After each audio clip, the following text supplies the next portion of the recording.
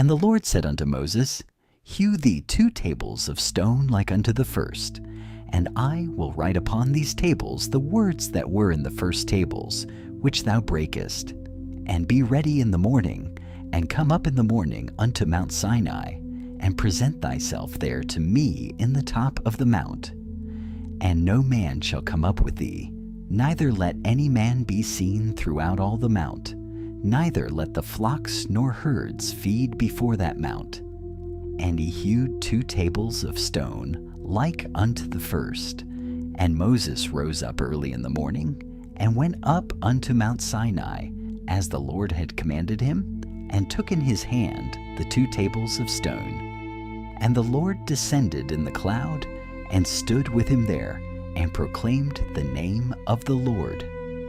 And the Lord passed by before him, and proclaimed, The Lord God, merciful and gracious, long-suffering, and abundant in goodness and truth, keeping mercy for thousands, forgiving iniquity and transgression and sin, and that will by no means clear the guilty, visiting the iniquity of the fathers upon the children, and upon the children's children, unto the 3rd and to the 4th generation. And Moses made haste, and bowed his head toward the earth, and worshipped. And he said, If now I have found grace in thy sight, O Lord, let my Lord, I pray thee, go among us. For it is a stiff-necked people, and pardon our iniquity and our sin, and take us for thine inheritance. And he said, Behold, I make a covenant. Before all thy people I will do marvels, such as have not been done in all the earth, nor in any nation. And all the people among which thou art shall see the work of the Lord.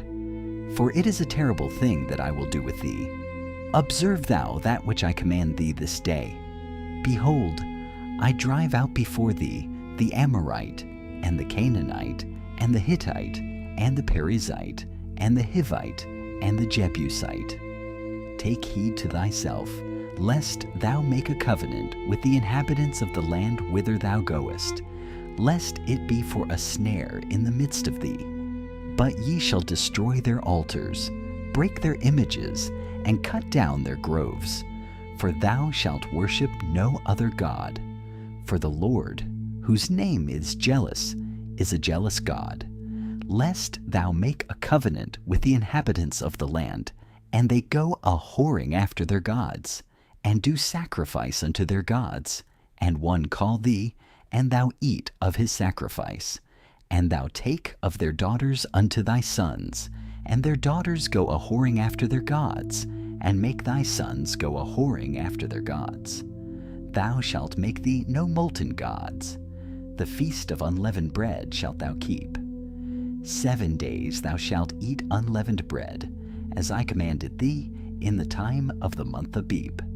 For in the month Abib thou camest out from Egypt. All that openeth the matrix is mine, and every firstling among thy cattle, whether ox or sheep, that is male.